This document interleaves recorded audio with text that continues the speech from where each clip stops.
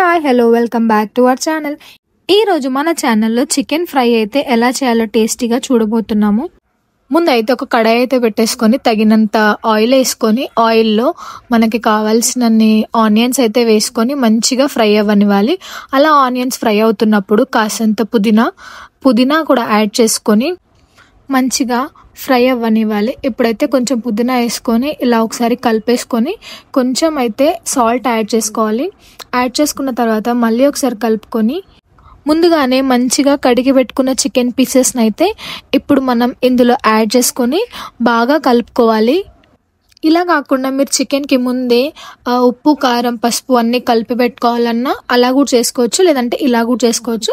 ఇక్కడ నేనైతే ఏం వాటర్ అయితే యాడ్ చేయట్లేదు. వాటర్ యాడ్ చేయకుండా అలాగే వదిలేద్దాం. కాసేపు అయితే మూత పెట్టుకొని అలాగే వదిలేద్దాము. మంచిగా ఉడుకుతుంది చికెన్ అయితే. చూస్తున్నారు కదా, నేను అసలు వాటర్ యాడ్ చేయలేదు, ఆ వాటర్ అందులోనే వచ్చాయి.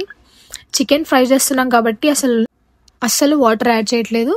చికెన్ని ఇంకాసేపు మంచిగా ఉడకనిద్దాం, మళ్ళీ మూత పెట్టుకుందాం. ఇప్పుడైతే ఈ చికెన్ రెసిపీ అయితే చాలా అంటే చాలా ఈజీ, ఎవరైనా ట్రై చేయొచ్చు. ఇక్కడ మీరు చూసుకుంటే నేను అసలు వాటర్ యాడ్ చేయలేదు, కానీ చికెన్ నుండి వాటర్ అయితే వస్తున్నాయి. ఒక టమాటో అయితే నేను యాడ్ చేశాను. టమాటో యాడ్ చేసిన తర్వాత మంచిగా టమాటో కూడా ఉడకాలి. ఒక 5 మినిట్స్ అయితే టమాటోని ఉడకనిద్దాం. చూస్తున్నారు కదా, టమాటో అయితే ఉడికిపోతుంది. ఇప్పుడైతే మనము ఒక 2 టేబుల్ స్పూన్ కారము, మీకు తగినంత కారం వేసుకోండి. లైక్ మీరు ఎంత తింటారో దాన్ని బట్టి. నేనైతే ఇక్కడ కారం యాడ్ చేసుకున్నాను. ఇంకా సాల్ట్ కూడా మీకు తగినంత సాల్ట్ అయితే యాడ్ చేసుకోండి. ఇంకా ఇప్పుడు ఇదంతా మంచిగా ఒకసారి కలిపి మూత అయితే పెట్టేసుకోండి. ఈ చికెన్ని మనము అన్నంలో కానీ చపాతీలో కానీ తింటే చాలా బాగుంటుంది టేస్ట్ అయితే.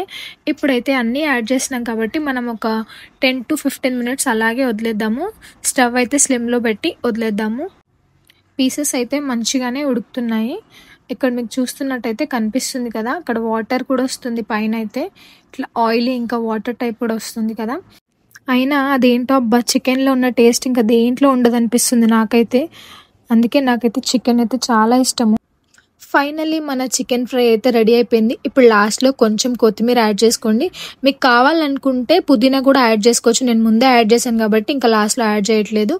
ఫైనల్లీ చూస్తున్నారు కదా, నోరూరే చికెన్ అయితే రెడీ అయిపోయింది. మీకు కావాలంటే గరం మసాలా కూడా యాడ్ చేసుకోవచ్చు. మీకు కనుక నా ఈ వీడియో నచ్చింటే లైక్ షేర్ సబ్స్క్రైబ్ చేసుకోవడం మాత్రం మర్చిపోవద్దు.